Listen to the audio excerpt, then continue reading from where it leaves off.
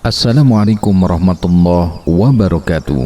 Alhamdulillah, wassalatu wassalamu ala rasulillah wa ala alihi wa sahbihi wa man walah. Amma ba'du.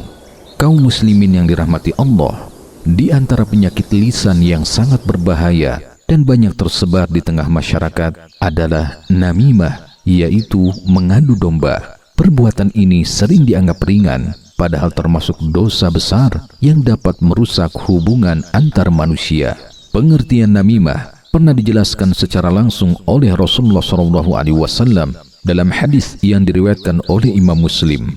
Ala unabbi'ukum mal 'adh hiya an-namimatul qalatu bainan nas. Artinya, maukah aku beritahukan kepada kalian apa itu al-adhu, yaitu namimah, menyampaikan perkataan di antara manusia dengan tujuan merusak hubungan mereka. Kaum muslimin yang dirahmati Allah, perbuatan mengadu domba merupakan dosa besar yang telah diperingatkan oleh Allah dan Rasul-Nya. Perilaku ini termasuk penyakit hati dan dosa lisan yang sangat berbahaya. Dia bagaikan virus yang merusak kehidupan masyarakat, menimbulkan permusuhan, pertikaian, bahkan perpecahan di antara manusia. Namimah adalah perbuatan yang sangat tercela karena tujuannya adalah memprovokasi manusia agar saling membenci sehingga akhirnya terjadi pertengkaran dan permusuhan. Dalam sebuah hadis yang diriwayatkan oleh Imam Bukhari dan Muslim, Ibnu Abbas radhiyallahu anhuma berkata bahwa Rasulullah SAW pernah melewati dua kuburan, lalu beliau bersabda, "Innahuma yu'adzabani wa ma yu'adzabani fi kabir. بلى إنه كبير أما أحدهما فكان يمشي بالنميمة وأما الآخر فكان لا يستتر من بوله." Artinya, sungguh keduanya sedang disiksa, dan keduanya tidak disiksa karena perkara yang sulit ditinggalkan. Yang satu dahulu tidak menjaga diri dari air kencingnya, sedangkan yang lainnya dahulu berjalan ke sana kemari dengan menyebarkan namimah.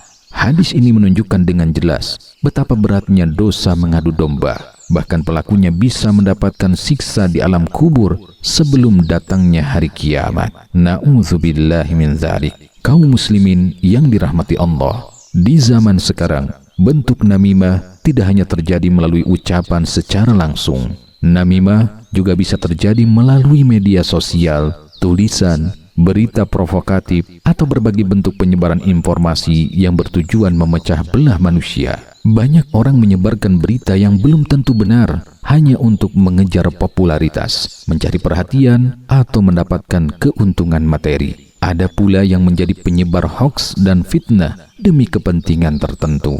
Perilaku seperti ini tentu sangat bertentangan dengan ajaran Islam yang mulia. Ia merupakan bentuk peremehan terhadap larangan syariat untuk tidak mengadu domba. Betapa ruginya seseorang yang mengejar keuntungan dunia yang sedikit, tetapi harus menanggung dosa yang besar di akhirat. Kaum muslimin yang dirahmati Allah, dalam beberapa riwayat disebutkan bahwa namimah memiliki kemiripan dengan sihir karena dampaknya yang sangat cepat dalam merusak hubungan manusia.